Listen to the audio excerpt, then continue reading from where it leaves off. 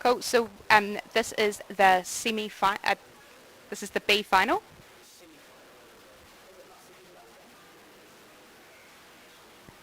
So we have Northern B versus Mid Northern. So this is playing for the bronze medal.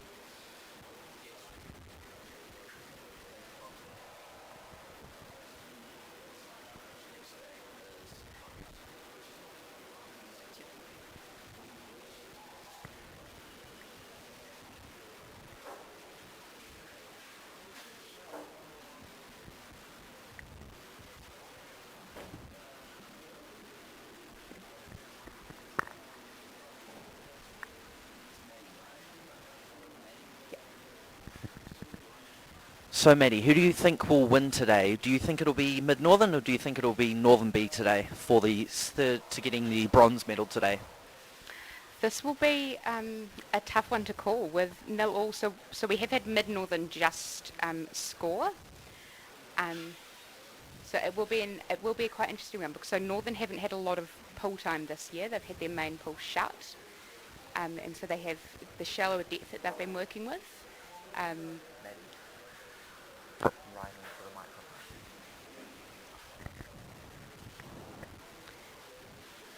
So you said that they don't have a lot of pull time. Is that you saying that Mid-Northern has had like an excellent amount of pull time this year? Like considering that Rotorua has, well, Rotorua, Tauranga, and where the main places where this team is based from, they've been in level 2 a lot less, well, in higher levels a lot less compared to Auckland, where the Northern is mainly based from.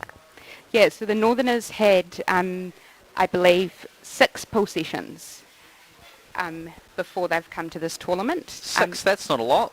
Yeah, so only two with their team beforehand. So it'll be, so that was an illegal advance against Northern B. So that's usually using the glove instead of the stick to move the puck forward. And isn't the Auckland pull also 1.4 or 1.3 metres instead of 2 metres? Oh, so you guys will see that was a flick right to the right into that head region. So you'll see they're being warned.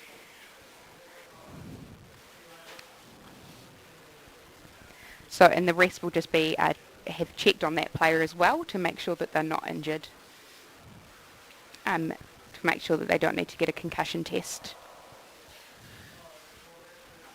We're all about safety here at Underwater Hockey New Zealand. We don't want anyone to have a concussion and continue playing, because as soon as they've got any sort of symptoms of anything that is like a concussion or anything, they'll be asked to medically leave the pool.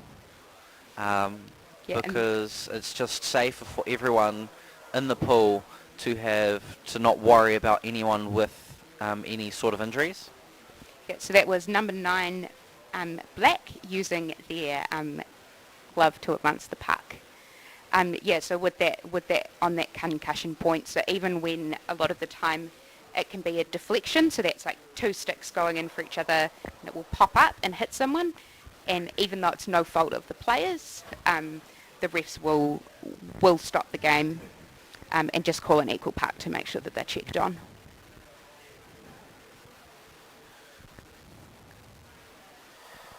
Northern B really using their right channel to push up the wall against Mid-Northern, making big advantage. Looks like they've got quite a bit of an advantage on that wall, because they really can push up really well by the looks on the right channel. Yeah, and sometimes that run up the wall can be as simple as making sure, and it's quite interesting to look at the fins of the player pushing, and you'll notice that generally the more they're kicking, the further they'll manage to progress that puck up the wall. It's an important one. Well, yeah, it's always important to be kicking when you're playing underwater. It sure is.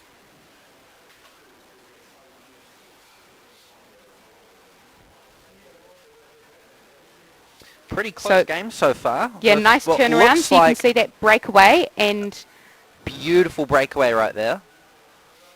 Basically all the way from within 6 metres of their goal, they've managed to just break away and just score a goal from that. So that was our goal for Maya in Northern B.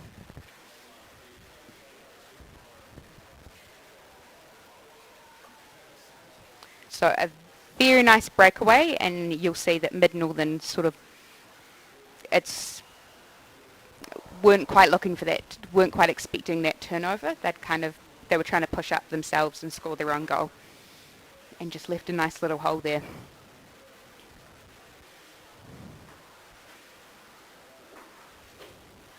Nice tussle at the front at the beginning here on the strike.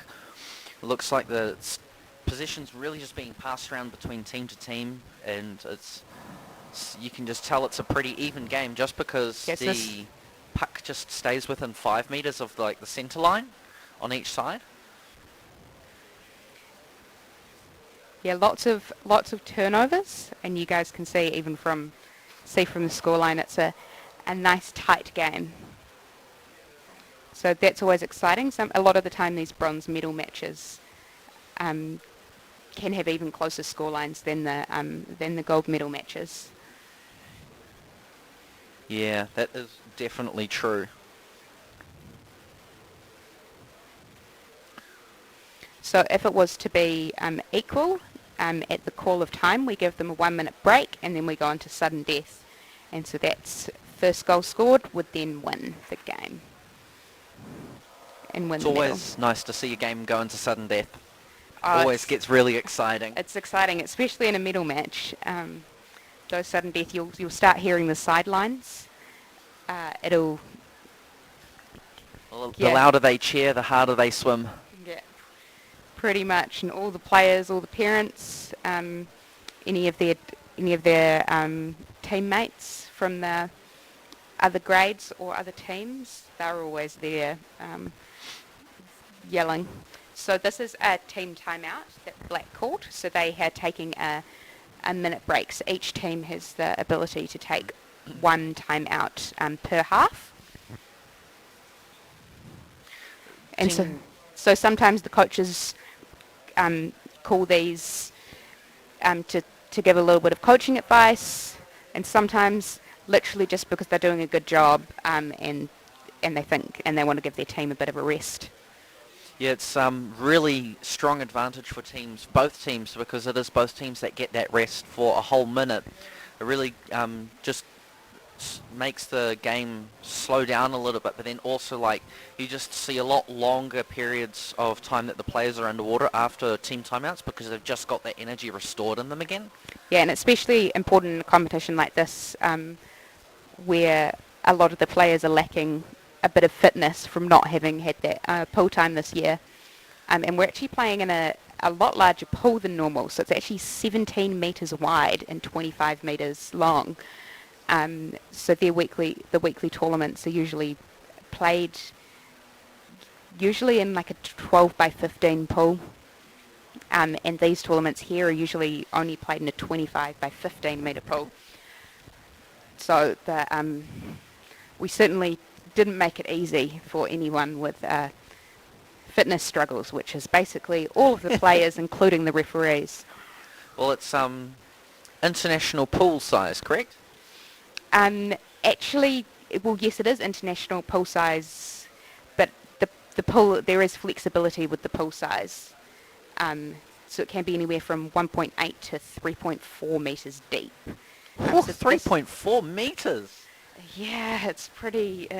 2 metres is already enough of a struggle. For some players it is. So this break coming up the wall, so this is the captain for Mid-Northern, so that was a good run up there from Eloise.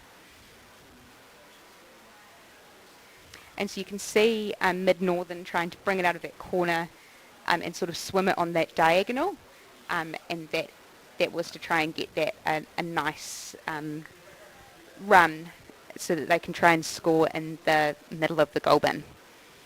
Mid-Northern struggling a little to keep possession of the puck. It's just getting turned over so quickly from team to team that they just can't keep the possession of the puck and then drive it out easily and score a goal.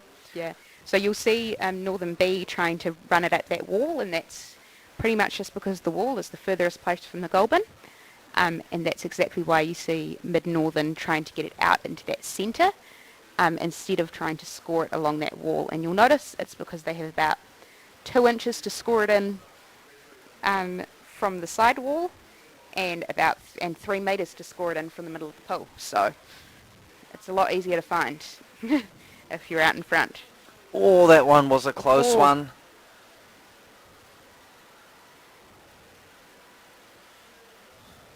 And you'll find a lot of the time, if you guys see any of the fouls, a lot of the time the referees, so that's just a call, the referees were playing advantage. So Black made a foul there. It's nice to see a lot of advantage being played instead of a stop-starty play game, because if the game gets really stop-starty, it gets really slow for both teams to make any advances because they just stop so frequently. Yeah, when it stops too frequently, essentially what happens is the referees control the game, not the players. And so as a referee, you try and use advantage as much as possible. Because a lot of the time by stopping, you're then giving the team that just fouled, and it can give them an advantage because it's giving them a break. It's putting all of their players behind the puck. And so we use, that advantage is used, and then you'll find the referees stopping that as soon as that advantage goes over. So that was the referees just saying that both team timeouts have been used for this half, but there's 3 minutes left on the half. Still a really close game though at the moment, because 3 minutes left in the first half and it's only 1-1. There's no really clear victor for this game. It's a really tough game for both teams.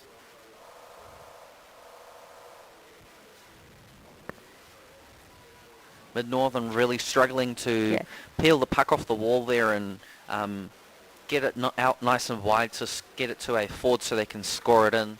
Yeah, so this is White having possession of the puck, so that was just an illegal advancement, or generally use of glove or hand, so just not the stick to push it forward. So puck's just gone out of view there. It's now just in the middle of the pool, but that pressure is on the puck the pressure is on to get it back into that attacking area of the pool. And you'll actually see that little W right by where the players are. That actually marks, that's the middle. I think the W's just out of sight behind the pool noodle. Yeah, so it's just through at that bottom of the see-through barrier. Yeah. So you'll see pretty much right where the, almost right where the puck is now. That's the centre of the pool, really showing how close this game is, that the puck is just stuck in the centre of the pool, or it's like in a corner of one team. It's not really out in the open much. Yeah. It's both teams are keeping the control onto the wall so that it's less likely that the puck will fling out and someone can get a runaway from it. So that call there just before, so Black were obstructing, so basically stopping the White team from being able to get the puck.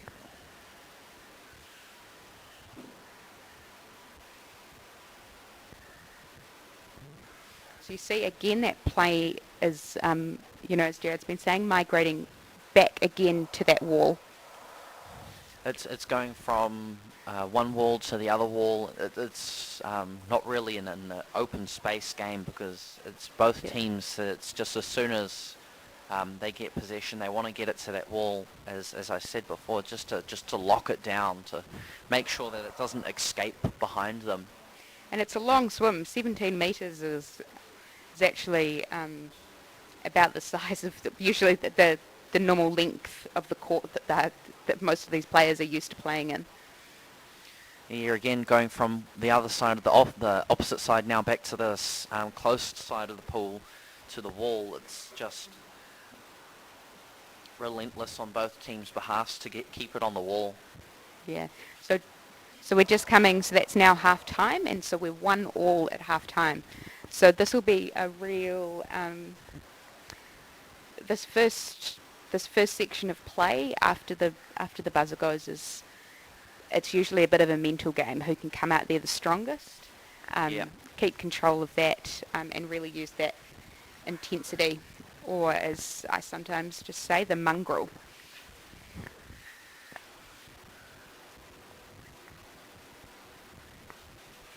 Both teams now for a bit of a 3-minute rest so that the coaches can give some more words of wisdom so that the teams can hopefully react better to situations and get the puck into positions where they want it so they can score goals.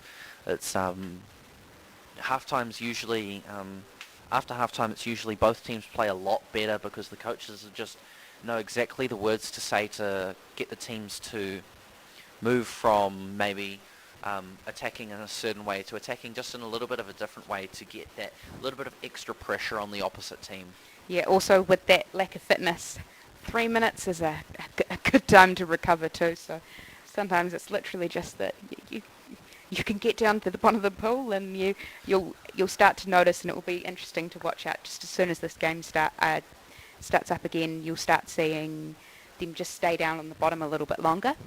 Yeah, it's always good to see lots of bodies on the bottom, because if there's very like 1 or 2 bodies on of each team on the bottom, the puck just gets passed around between the teams. It just gets flinged between teams. But if there's more like 3 or 4 people from each team on the ground, they can usually keep possession of the puck and turn it off and pass it to another team member.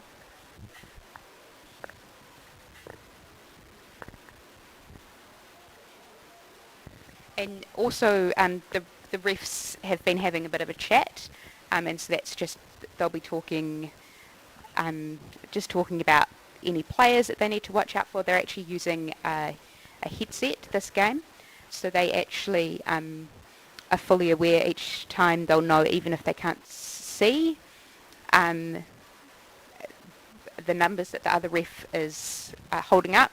If they're replacing the puck or something, the chief's talking into their earpiece. So everyone's aware of warnings that particular players have been given. And that's actually quite helpful because it means that particular players will be sent out rather than a blanket warning against a team. So much more effective. And also sometimes it's not fair to be sending a player out when it's someone else in their team that's been doing the fouling. Yeah, definitely. So just at half-time, number 10... Was it?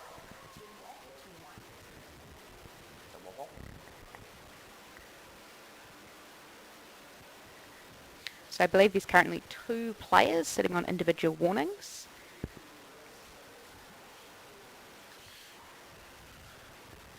Play immediately going off to the side channels again and just stuck on the wall to just reduce the play speed down.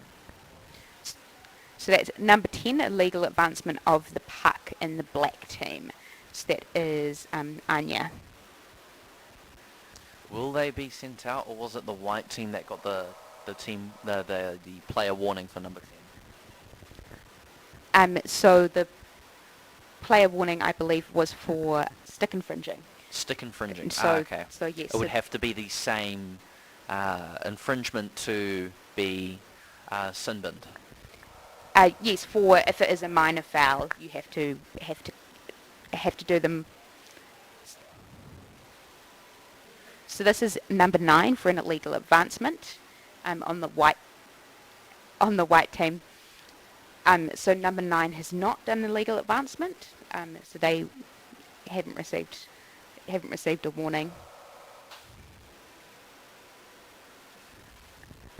But yes, with the minor fouls, we warn people, but obviously the refs have discretion, and then if they believe that it constitutes a major foul, even if it's been done the first time, they'll be being sent straight to the sin bin, and those sin bins can be 1, 2, or 5 minutes long, and you can also have a total dismissal as well. But we very rarely ever see total dismissals, only if it's really player endangerment, like fights breaking out in the water. Yeah, so if you very dangerous puck play. Yeah, if you were to throw a punch that would be generally a total dismissal from a game. If you were to, let's say, point at a player and then flick that puck right at their head, that would be another, that's targeting, and that would be another sort of reason to send someone out for the whole game. Have you ever seen a player point at another player and flick a puck into their head? So number 10, White has just been given a 1-minute time penalty for illegal advancement, and that was what they had been given a warning for. A black 10. Oh, sorry, that was the black team. So yes, that was Mid-Northern Haley. are now down to 5 players in the pool. Back on to seeing that pointing. Have you ever seen that happen? I haven't actually, not other than a bit of a joke, and with the point, the look down, and the and flicking a puck in another direction. So yes, no, but you'll see, especially as these high levels get up, they're a lot better at controlling the puck. Yeah. But one thing I've really seen a lot of improvement with this tournament is actually the lowness of a lot of the passes, especially on those advantage pucks right in front of the goal bin. So this is a break. Looks like Mid-Northern are just able to stop them though. Yeah. Even with one player down still, they're able to get themselves in a good position. Looks like... So black team are now back to 6 players. And you'll see that player just coming in on the screen. You'll notice they dived, when they came back into the play, they went straight down to the bottom. And that was because the white team had possession, and so they wanted to make sure that they could stop any break, because they would have been the last player and would have been able to come in there fresh and save it. Awesome flick there from what looked like the centre player of the Mid-Northern team to a forward, getting a nice breakaway, but unfortunately just being stopped by the Northern B team, just 5 metres shy of the goal. And you'll see Mid-Northern going for that diagonal, going straight, looking for that shortest trip to the goal bin. Looks like the goal is in the bin. So, but that was, so ref's call was done first, so that was legal advancement of the puck. So Mid-Northern are now being pushed back, and so that is not a goal, so it's still 1-1. Yeah.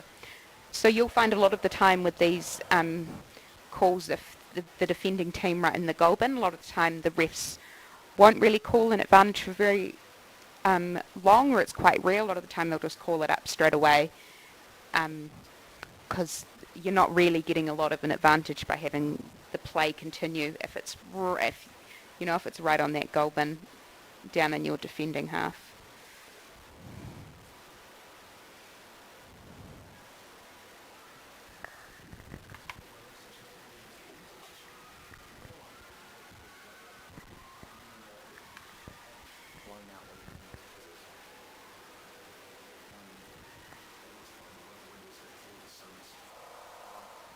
So that's actually a ref's call. So this was a stick infringement against black, and when it's right close by, so if that stick infringement happened, within you'll see that circle on the ground, it would have been a penalty shot.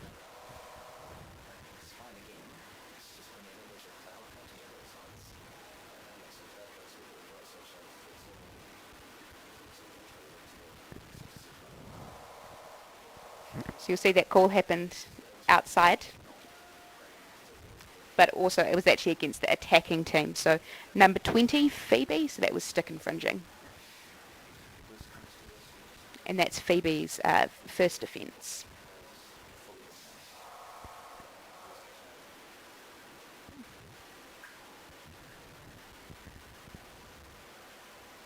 But also stick infringing can also be one of those things that can sometimes be a very minor foul, and it's just they go in for the puck and they miss it and get the player's stick instead, and sometimes people can do it a lot more harshly.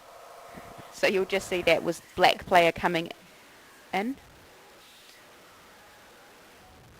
It's always unfortunate when players get annoyed enough to try and harm other players, but try and do it discreetly enough where Yes. they So think that's a that they team don't get timeout for white. Yeah. where they don't think they get caught because they're doing it as a minor foul when they're actually really hitting that player really hard. Yeah, so one of those ones that can be quite often is if a player sort of comes round and they could come around with the stick around the neck or something to try and hold a player back, and they might have been, going for the arm or something like that instead. And sometimes it's just that they're not quite there in the tackle and just out of frustration they just reach for whatever player is there. But that would be, that would definitely be a sin bin if that stick went round the neck.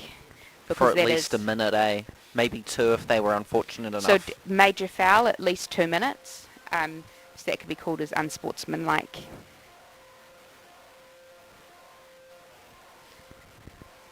So play just about to start again, and all the players ready on the bottom. But Northern really need to capitalise on this.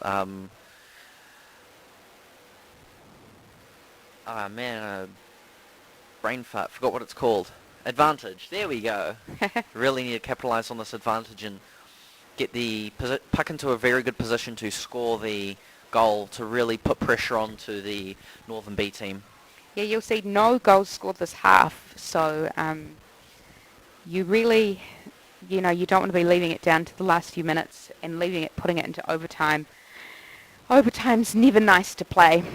No, especially considering that overtime, as soon as a goal is scored, it's that a was win. close. Really good defence on Northern B's half here.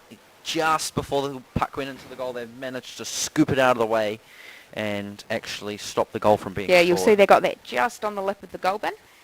So for it to be called a goal, it needs to fully enter what we call kind of like invisible box. So that's an obstruction against black.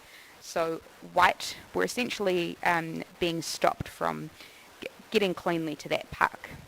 And we, and the refs have called this to make sure that white have a proper advantage of the puck. White not putting 2 forwards at the front of the line, surprisingly. They want to keep all their players behind so they can perhaps push forward instead of scoop it forward. Yeah, and probably just maybe even just about being in the defensive half, because if that was to happen to a turnover, or if they were to get a pass, gives them a few more options to sort of go wide and swim out and take it to that other channel. And if you can move it out wide, you can sometimes actually get around the whole team, and then that way you have a bit of a clearer and easier run with less players to the goal bin. Good push here by the Mid-Northern, but unfortunately just not enough numbers to keep the momentum going. Yeah. So illegal advancement against Mid-Northern. So that's Northern B getting the advantage again. And you'll see this time they are putting players in front of the puck. And so they'll be looking to flick that puck up to those players and try and keep the puck as flat as possible, so that it doesn't get in the way or be dangerous to other players. Yeah. Unfortunately, we've got a really bright sun at the moment, so it's making it a little bit harder to see the actual players, but there's still really good play on both teams' behalf. Bringing it into the channel, but now it looks like Northern B are trying to do a 45 out, and looks like they're heading really close to the goal there. Looks like it could nearly be a breakaway, but it looks like Mid-Northern actually had control of the puck there. Yeah, just managing to gently encourage that puck away from the goal bin. Again, Get it as far away as possible. And you'll see here an interesting one from Mid-Northern. You'll see they were almost trying to go for that along and score along that wall.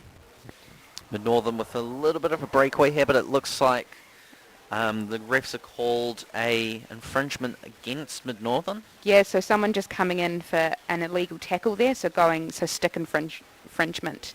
So just essentially going for the other player's stick instead of that puck. And it can be an easy one to do, especially when you're tired and Always when you're tired, it always goes wrong. yeah, and the stick's bigger than the puck, so Yeah. sometimes it's easier to find. Well, the stick is definitely a larger area compared to the puck.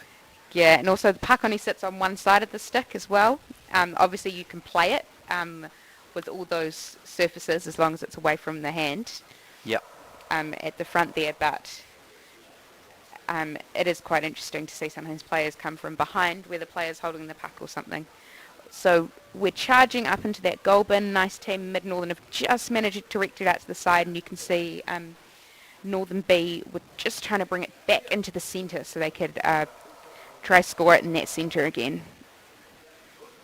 And so the puck's just gone under the barrier there, and that's just because just across that side the wood that the barriers are made of is just a little bit curved.